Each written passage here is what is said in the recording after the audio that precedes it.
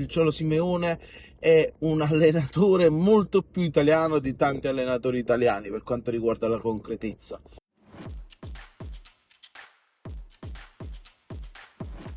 Ieri sera ci sono stati i primi verdetti per quanto riguarda la Champions League. Infatti l'Atletico Madrid ha eliminato il Barcellona, mentre il Paris Saint-Germain ha eliminato il Liverpool. Devo dire che Atletico Madrid-Barcellona è stato uno spettacolo da vedere. È partita giocata a grande intensità, grande ritmo, che poi paradossalmente c'erano le due scuole di pensiero nel mondo del calcio moderno, no? C'è il Barcellona, che è la squadra famosa per il suo tiki-taka, con il quale vorrebbe dominare il mondo, e poi c'era l'Atletico Madrid del Cholo Simeone, che è la concretezza per eccellenza. Forse il Cholo Simeone è un allenatore molto più italiano di tanti allenatori italiani per quanto riguarda la concretezza. Poi io non so dove potrà arrivare questo Atletico Madrid, ma a me fanno impazzire. Ricordo che comunque il Cholo Simeone è sulla panchina dell'Atletico Madrid da più di 15 anni, sempre a giocare con questa intensità, sempre con questo ritmo, giocatori che si sacrificano. C'è Lookman, c'è Nico Gonzalez, Ruggeri ieri ha fatto un'altra partita clamorosa contro la Yamal. Insomma, eh, riesce sempre ad entrare nel cuore e nella testa dei suoi giocatori e mantenere questo livello di intensità per 15 anni. E vediamo in Italia come va a finire, no? Allenatori del genere massimo 3 anni riescono a fare e poi devono andare via. Dall'altra parte invece il Barcellona secondo me ha il problema opposto, cioè vuole essere sempre troppo bello, e poi quando trovi queste squadre così concrete rischi di fare brutta figura. Per me è impensabile che comunque tra andata e ritorno il Barcellona subisca 2 espulsioni per lo stesso identico motivo: giocare con la difesa altissima e non avere poi i difensori centrali che rincorrono, cioè che siano veloci nel rincorrere gli attaccanti, e quindi ti ritrovi a giocare poi 2 partite in 10 uomini, sempre gli ultimi 20 minuti in 10 uomini, e poi lì si fa difficile. In più, in queste serate così non puoi giocare a viso aperto, come puoi fare per esempio in Liga, perché in Liga hai 38 giornate poi per rimediare per esempio alla sconfitta con l'Atletico Madrid.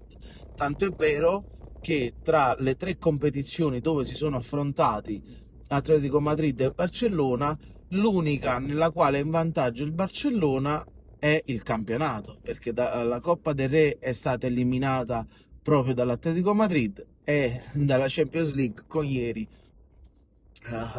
di nuovo il Cholo Simeone. Stasera invece ci sono altre 2 partite, tra l'altro l'Atletico Madrid potrebbe rimanere l'unica squadra spagnola in gara nella competizione, perché stasera c'è Bayern Monaco-Real Madrid, dove secondo me il Real Madrid non riuscirà a ribaltare il punteggio dell'andata. E ieri sera c'è stato anche Liverpool-Paris Saint-Germain, che forse in un'altra annata sarebbe stata molto più combattuta secondo me come partita, anche se ieri il Liverpool ha dato una dimostrazione d'orgoglio giocando un'ottima partita, ma il Paris Saint-Germain in questo momento è nettamente più forte ed è nettamente più squadra ed è nettamente più diciamo collegata al suo allenatore. Infatti secondo me questo sarà l'ultimo anno di Arne Slot sulla panchina del Liverpool, o molti giocatori andranno via. Uno su tutti, Salah, ieri nemmeno ieri è partito titolare dopo le sue dichiarazioni che a fine anno lascerà Liverpool. C'è stato qualche mal di pancia, c'è stata qualche discussione tra lui e Arne Slot, quindi questi sono i risultati. La squadra fondamentalmente ha toppato alla grande la partita dell'andata, anche per colpa di Arne Slot che ha voluto cambiare modulo, si è messo col 5-3-2 e i giocatori in realtà il 3-5-2, scusate, no, 5-3-2, i giocatori non hanno capito niente e hanno preso 2 gol subito lì a Parigi. E poi il Paris Saint-Germain lì davanti c'ha Kvara, Dembélé, Doué, che sono in questo momento forse il trio di attacco più bello e più concreto da vedere. Stasera, come dicevo, c'è Bayern Monaco Real Madrid e poi c'è Sporting Lisbona Arsenal. Due grandi belle partite.